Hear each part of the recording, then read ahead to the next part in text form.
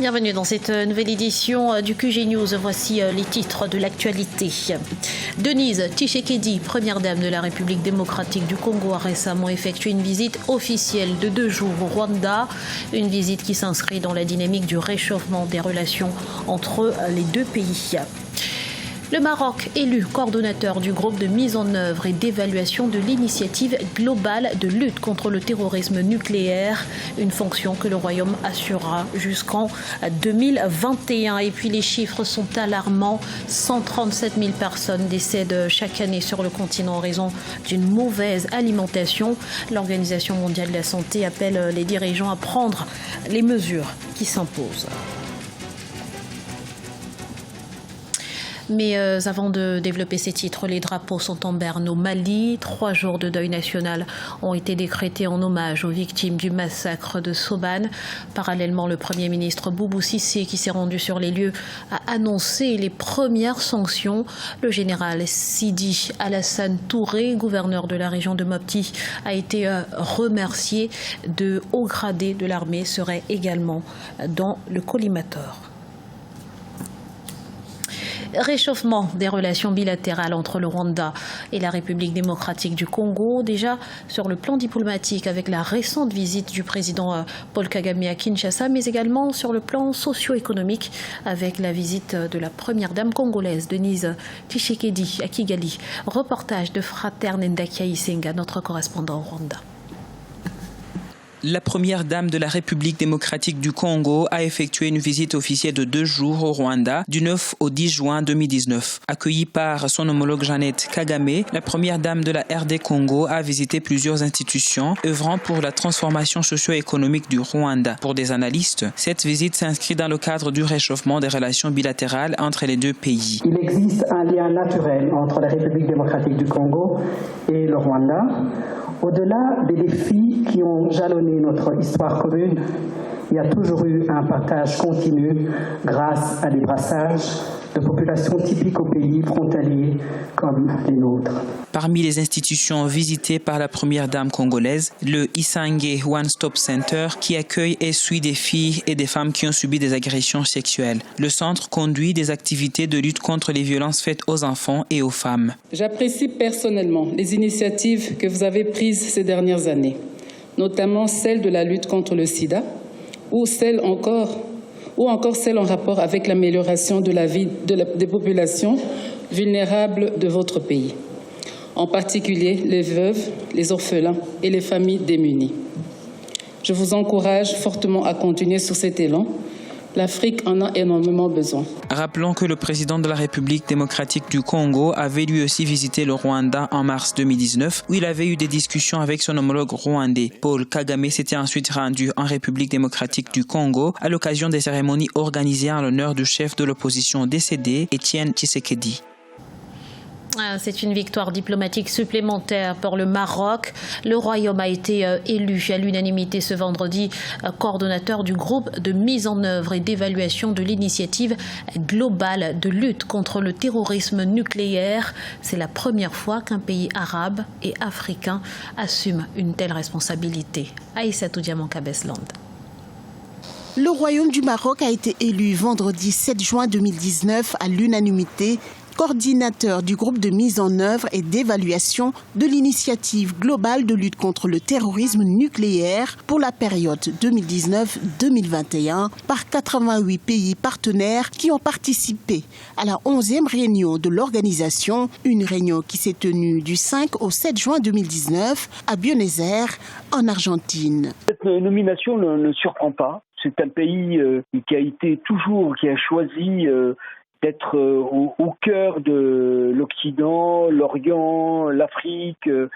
Donc ce pays Carrefour a une respectabilité, en tout cas, de beaucoup de bailleurs de fonds et de pays alliés comme la France, comme les États-Unis et d'autres. C'est la première fois qu'un pays arabe et africain assume une telle responsabilité dans le cadre de l'initiative globale coprésidée par les États-Unis et la Russie. L'initiative compte aujourd'hui 88 États partenaires et 6 organisations internationales international. Et le choix du Maroc, notamment aussi le nucléaire, la miniaturisation, l'évolution technologique pousse en tout cas à cette démultiplication de la menace nucléaire et la peur panique, c'est que les terroristes recourent à ce moyen. L'élection du Maroc en tant que coordinateur de cette initiative est une reconnaissance internationale. Le Royaume a entrepris des efforts au niveau national en application des hautes orientations du roi Mohamed VI, des orientations qui prônent une approche proactive et multidimensionnelle dans la lutte contre le terrorisme. Manque d'accès à l'eau potable, mauvaise pratique hygiénique, excès en sel, en sucre ou en matières grasses. 1 décès sur 5 dans le monde est lié à une mauvaise alimentation. En Afrique, ce sont 91 millions de personnes qui sont concernées et chaque année, 137 000 d'entre elles en décèdent. L'Organisation mondiale de la santé tire à présent la sonnette d'alarme. Voyez ce sujet de la rédaction.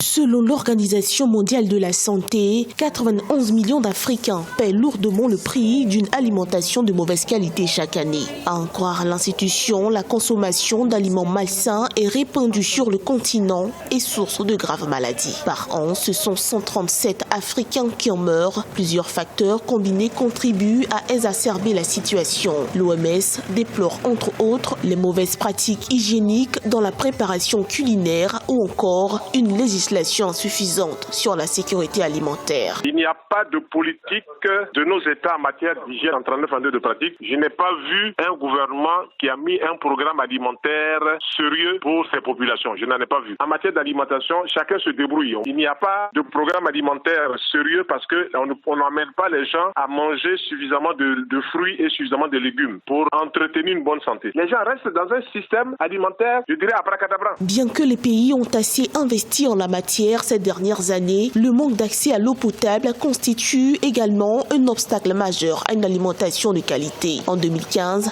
l'Afrique subsaharienne, par exemple, concentrait près de 58% des 159 millions de personnes qui utilisent l'eau de surface comme source d'eau principale. Les gouvernements ne font que faire des statistiques, ne font que faire le point pour dire, voilà, cette année, il y a eu 15 000 décès. Et puis après, il faut proposer des choses cohérentes, il faut proposer des choses concrètes. Face à la gravité de la situation, l'OMS tire la sonnette d'alarme. Elle déclare que chaque année, les ménages des économies à revenus faibles s'en trouvent fortement impactés, car de cette situation, elles dépensent environ 15 milliards de dollars en frais sanitaires. Dans l'actualité également, le tourisme fait rayonner l'économie tanzanienne.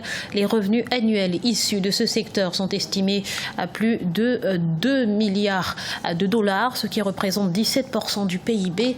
Mais les autorités en veulent plus. Le cap est désormais fixé à 2 millions de visiteurs en 2020 contre près d'1,5 million actuellement. Corinne Gamsofehem. Un secteur touristique qui attire 2 millions de visiteurs à partir de 2020, c'est le challenge que veut relever le gouvernement tanzanien qui multiplie les initiatives pour y parvenir. La création imminente d'une autorité spéciale pour promouvoir le tourisme balnéaire tel que révélé par les autorités permettra d'entretenir et d'équiper les plages du pays afin qu'elles deviennent une destination prisée par les touristes du monde entier. La Tanzanie, au-delà de Zanzibar, est un pays à très haut potentiel touristique. Il y a beaucoup de ressemblances entre le Kenya et la Tanzanie. Ces deux pays portuaires avec des potentiels très similaires. Mais si la Tanzanie voudrait aller beaucoup plus loin, c'est de regarder le Kenya, c'est de regarder également l'Afrique du Sud. Ces deux pays sont, à mon avis, les porte-étendards du tourisme africain. Le tourisme rapporte annuellement plus de 2 milliards de dollars à l'économie tanzanienne, soit 17% de contribution au produit intérieur brut. Toutefois, les acteurs du secteur du tourisme, notamment les voyagistes, déplorent encore un environnement des affaires contraignant du fait d'une forte fiscalité et des lenteurs administratives. Une des choses que la Tanzanie devrait être en mesure de faire, c'est d'assurer l'attractivité qui ressemble bien entendu à la stratégie rwandaise, qui consiste à annuler un certain nombre de visas pour un certain nombre de pays ou à les rendre portuaires. Ça veut dire qu'en fait, les visiteurs peuvent venir jusqu'à la frontière pour acquérir les visas, sinon de les avoir de manière tout à fait volontaire sur Internet. Entre autres initiatives, la Tanzanie, avec le concours de la Banque mondiale, a entrepris de développer un autre centre touristique à Iringa, au centre du pays. Un guichet unique permettra de coordonner toutes les activités de tourisme et de conservation de la nature dans cette zone. Des portraits à base de café, c'est ce qui fait la particularité de l'artiste sud-africain Enoch Mlangeni, du président Cyril Ramaphosa à l'animateur de télévision Trevor Noah. Ils sont nombreux à être passés sous ses pinceaux pour des œuvres qui varient entre 800 et 1200 $. Aïssatou Bari. Les croquis de l'artiste sud-africain Enoch Mlangeni sont devenus viraux sur les réseaux sociaux pour ses portraits de personnages célèbres tels que Trevor Noah ou encore de DJ Black Coffee de renommée internationale. Il tire cette notoriété par son originalité. À la place des matériaux conventionnels utilisés par les peintres, Enoch lui se sert du café. Art to me, it's everything. L'art pour moi, c'est tout. C'est ma vie. C'est ce que je suis. C'est quelque chose qui me définit. Et pouvoir réaliser mon talent et pouvoir le pratiquer signifie beaucoup pour moi. C'est un cadeau que je ne pourrais échanger pour rien au monde. Practice it means a lot to me. Le jeune homme de 27 ans s'est retrouvé sur cette forme d'art par accident lorsqu'il a renversé du café sur son œuvre et qu'il ne pouvait se débarrasser de la tâche. Cette mésaventure s'est révélée un atout pour lui qui a toujours voulu étudier l'art dans une école de grande renommée, mais par manque de moyens a dû y renoncer. Le café est un médium désordonné. Vous pouvez faire beaucoup d'erreurs en travaillant avec cela, mais il vous apprend quelque chose sur l'art que chaque marque est importante. Lorsque vous faites de l'art, tu peux toujours transformer une erreur en quelque chose de beau. Les œuvres de Enoch Mlangeni coûtent entre 800 et 1200 $. Une partie de cette vente devrait servir à réaliser l'un de ses rêves, celui d'ouvrir dans la ville de Sasolburg un centre d'art. Il contiendra un studio où il pourra travailler et exposer aux côtés d'autres artistes. Ce journal a été réalisé par l'ensemble de la rédaction. Merci pour votre fidélité. Dans un instant, une nouvelle édition de l'actualité sur Africa 24.